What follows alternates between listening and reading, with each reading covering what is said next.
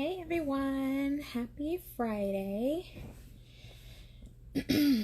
So I just am really being obedient right now, and I'm like, okay, I need to do this. It's been weighing on my heart to share this. So here we go. I guess about almost 9 months ago. Yeah, it's been 9 months. It's crazy. I took a leap of faith, and before that, probably almost 2 years ago, I had took a leap of faith and jumped into oncology, GYN oncology, chemotherapy, infusion, like that whole world of nursing. And it was definitely new, different, exciting, and scary at the same time. I had only and always ever known OBGYN, OB, gynecology, women's health. That's basically what I've done since I started my health career back in 2006. I think is when I graduated as MA. So for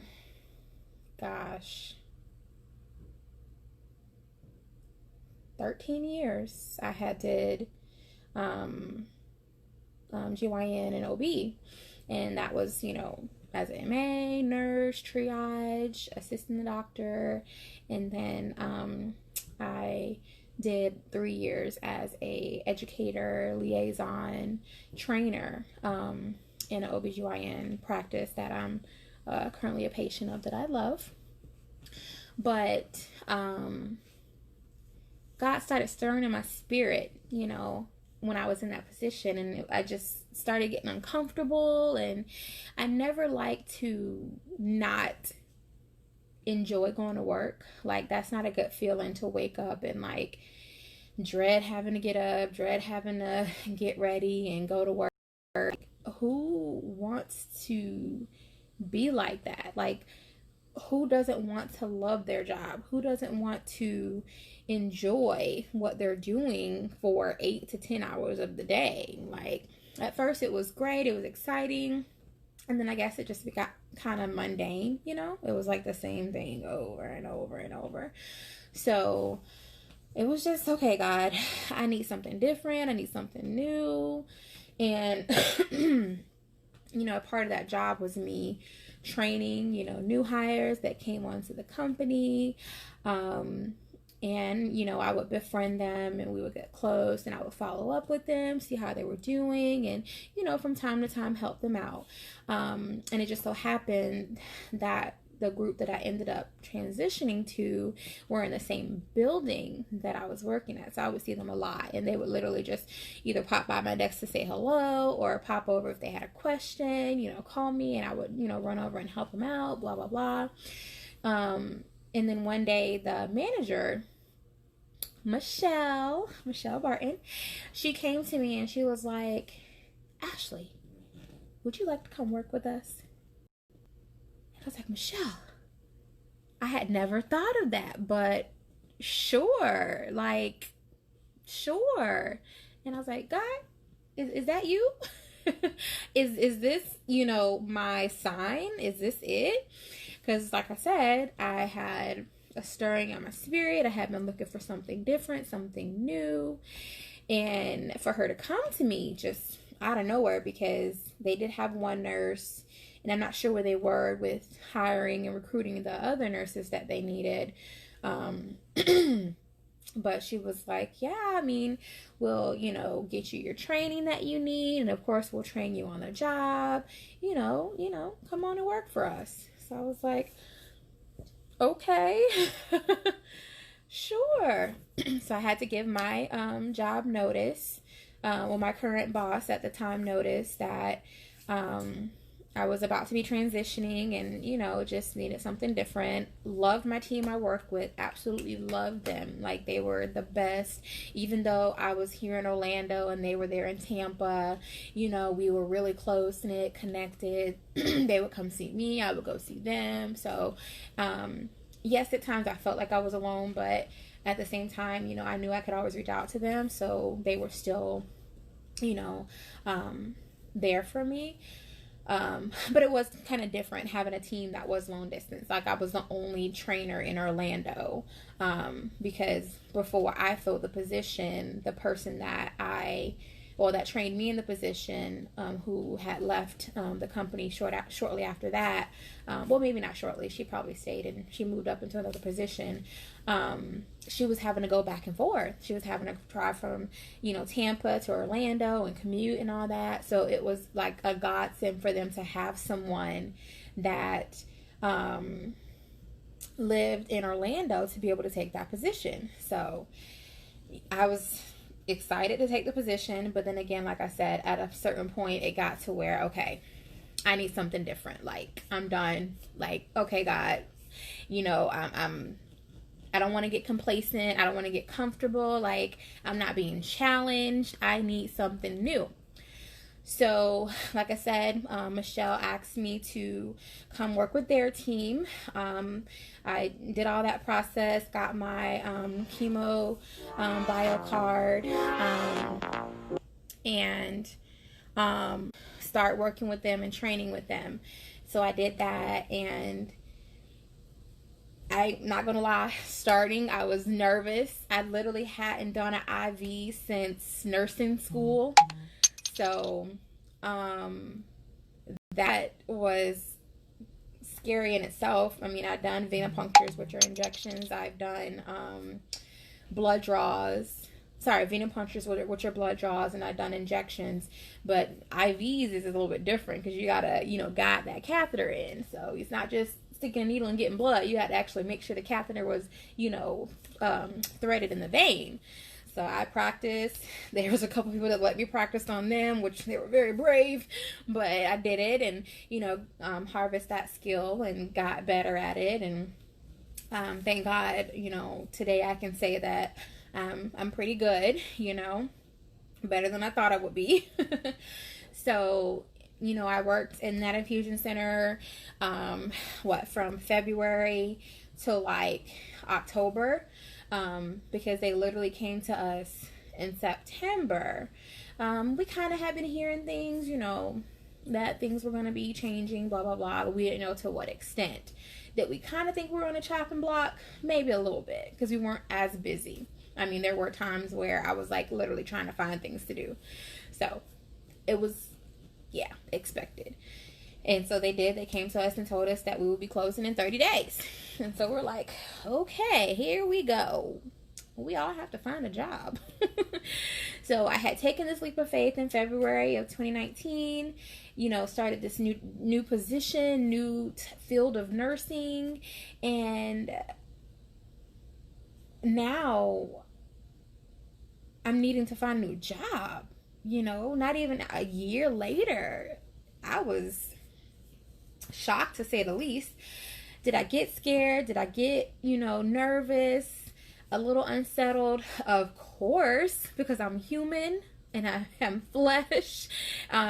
Yes, I have faith in, God, and I know that He is covering me and carrying me through. But there were moments where I was like, I don't know what's going to happen. I don't know if I'm going to have a job. I don't know if I'm going to be able to stay in a nursing capacity, because I've only done outpatient or private doctor's office. I've never done the hospital setting. So my resume wasn't where I thought to be competitive enough to get into a major hospital. So did not see that as a possibility at all. And then in this whole process, everyone got wind that, we were closing and we were basically left to find jobs because, they said they would help us, but they didn't. Not one position was offered, not one opportunity to, transfer within the company, nothing. No shade to them. I'm not upset because, again, God took care of me. He had me. So Melinda came to me and told me there was a position available And mind you, I had been looking and putting applications. I had interviews set up, and she told me there was a position available for in a company that she had previously worked at. Because right now she was working at the time she was working at the company I was at, but with a different office, because we had different, specialties within the company. It was a women's health company, but we had, breast health, GYN onc, primary care, all that. So she worked at one of those specialty offices. So she told me about a position that was opening, or that was available at a place where she worked previously, and it was doing the same thing I was doing right now, of course, for a busier office, busier clinic. So we were going to be doing a lot more than what I'm doing right now. I was excited, but again, also nervous, because I had just, little baby infusion nurse, just starting out in this field. And so now I'm going to be moving up to this big company that's, in multiple states all over the country, and, well known, and, treats multiple different types of cancers and disease processes. And I got to learn all these drugs, and and again, I just kind of honed in on my IV skills, and oh my goodness, and my port needle port accesses. So I was like, okay, all right, God. So you told me you had me.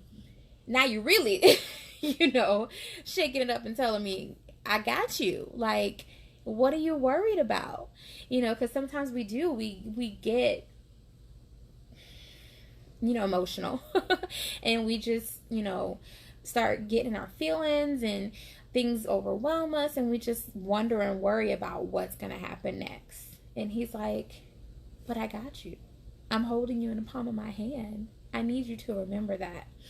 And so he constantly reminds us of that. And, throughout that process, he was, telling me that, and how things were kind of working out. And I went on this one interview where it kind of seemed like that was going to be the one. I was kind of, feeling it a little bit, but then again, there was still something there where I was like, I don't know about this. And it turned out, of course, that was not for me, because God had served up me something specifically for me. And so I went and applied for the position that Melinda told me about. Went on their interview. Everyone was great, just so nice and so welcoming. And then I don't think I've ever done this before, and I don't know if it's the norm, but they took me on a tour of the office that day, and I was like, okay, all right. And probably not even a week later, I had a position. I told them, this is when this infusion center is closing, and this is when I would be able to work. Now, could I have taken a week off, a month off? Could I have told them, oh, I can't work until this date? Most definitely. Per my pocketbook, could I do that? Oh, no. Because I needed my coins. I didn't need a lapse in paycheck. And that was another thing. Like, God provided. Oh, gosh. I'm about to get emotional. Start crying. He provided, so I didn't have to have a lapse in paycheck. I went from that company that was closing our infusion center down to this new company, and my paycheck kept going. I didn't have a time where I didn't get paid. God did that.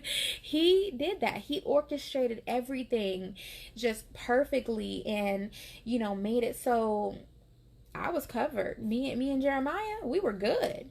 Did we have abundance and overflow? No.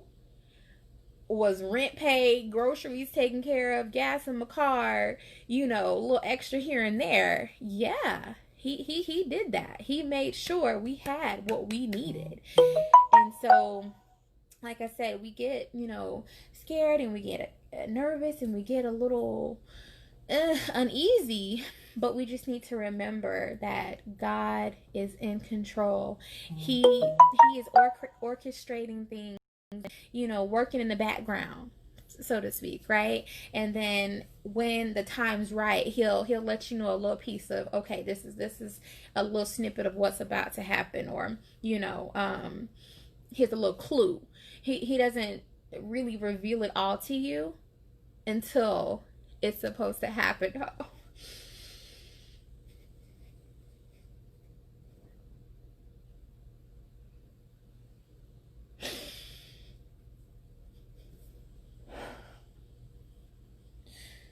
Whew, my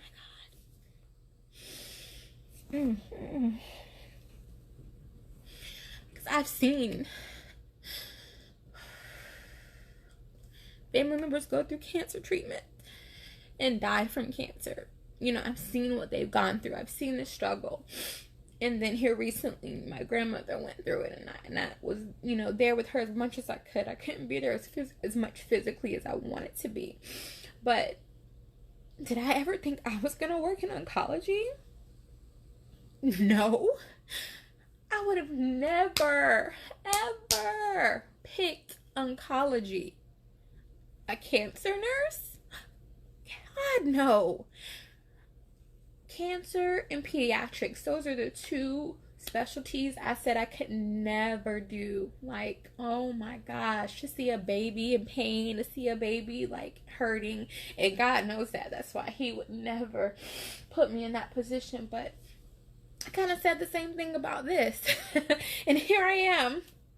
God saw different. He had a different plan. He knew that I needed to go in those doors, and I needed to be there for those people.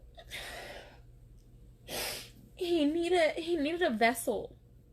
He needed to use me in that aspect, in that space. And I'm so overjoyed to be able to do that. Every day there's someone that comes into that treatment room that I get to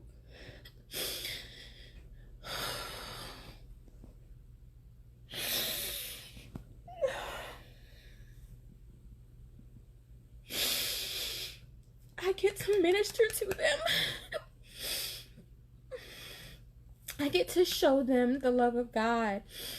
I get to, be there for them. I can't necessarily hold their hand right now because of what's going on, and they can't really see my face, of course, because I have on a mask, but several times I've been told they can look in my eyes and they can see God. And that's all I've ever wanted. I've always talked to God and I've told Him, Lord, please just send me. Send me where you want me to go. Send me, I'll go, I'll do your work, I'll do your will. And He's done that. I feel like I'm finally in the position where I can spread that love, spread that joy, that comfort that people need, because they're at their lowest point.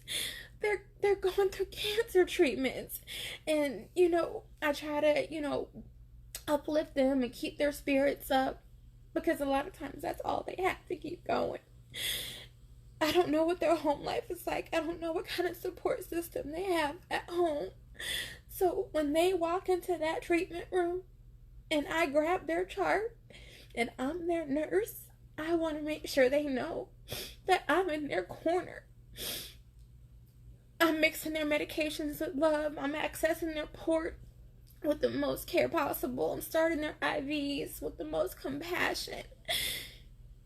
And I'm always leaving some type of nugget with them.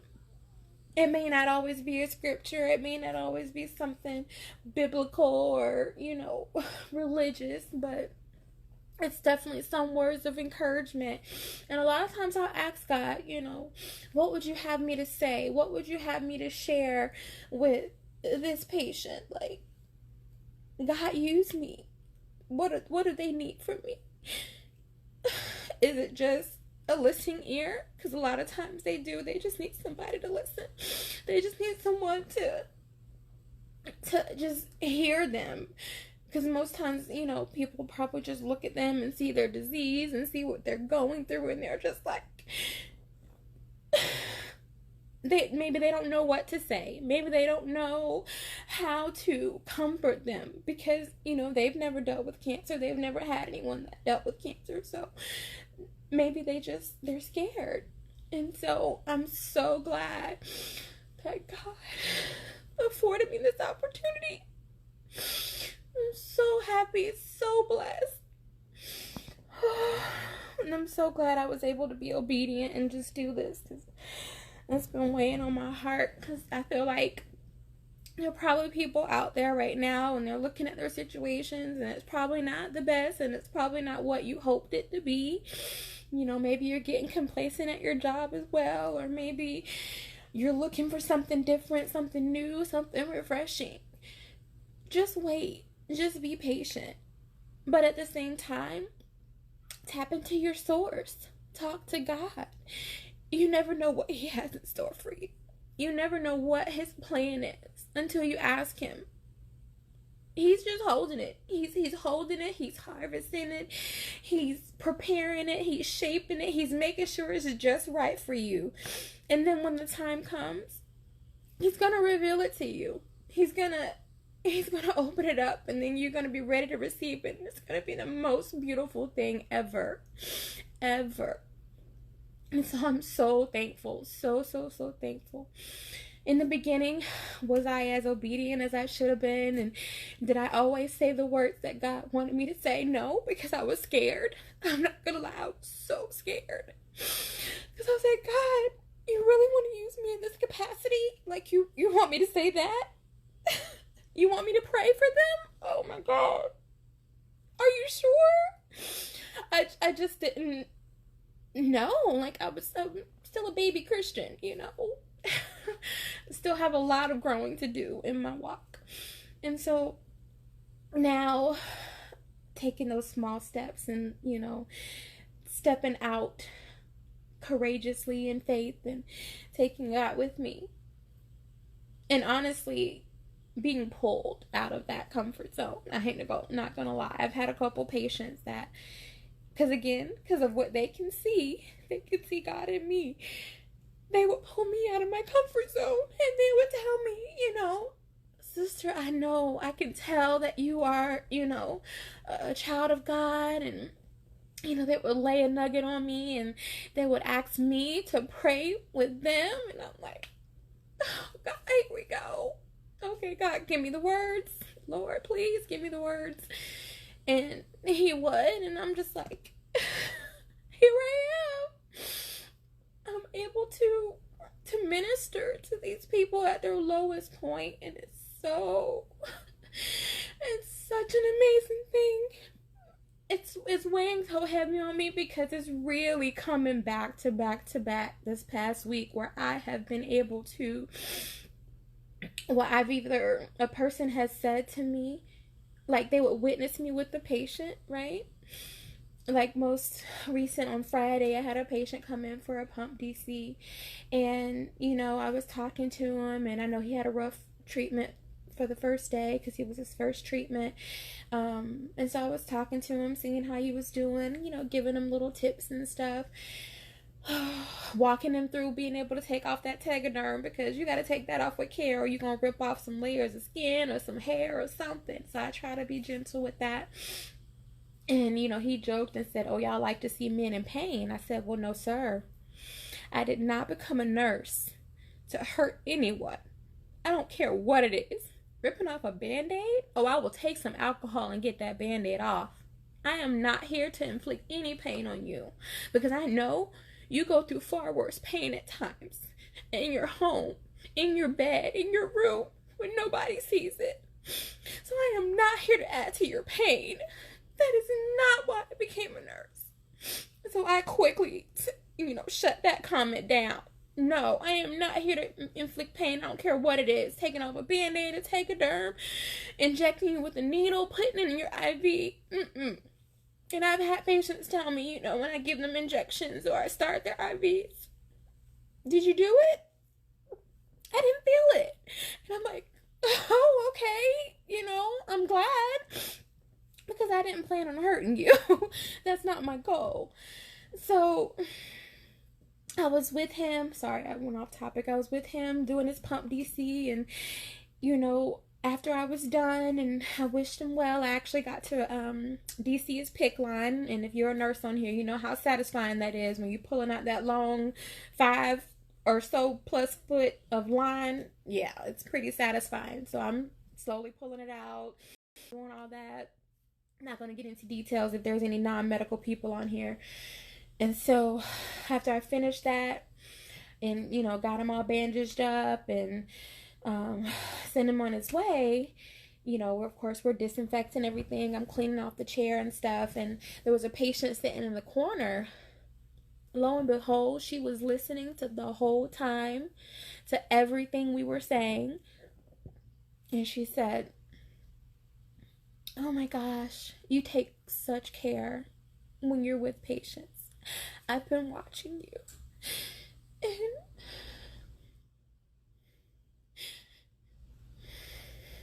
she said you I can't remember exactly how she said it, but in essence, you're a Christian and you love God, you're God-fearing." I said, "Yes, ma'am. Oh yeah, I carry him everywhere I go." And so, and she says, "Yes, I can see that." Of course, I'm like this, right? Because we're wearing masks, so she literally only sees my eyes, guys.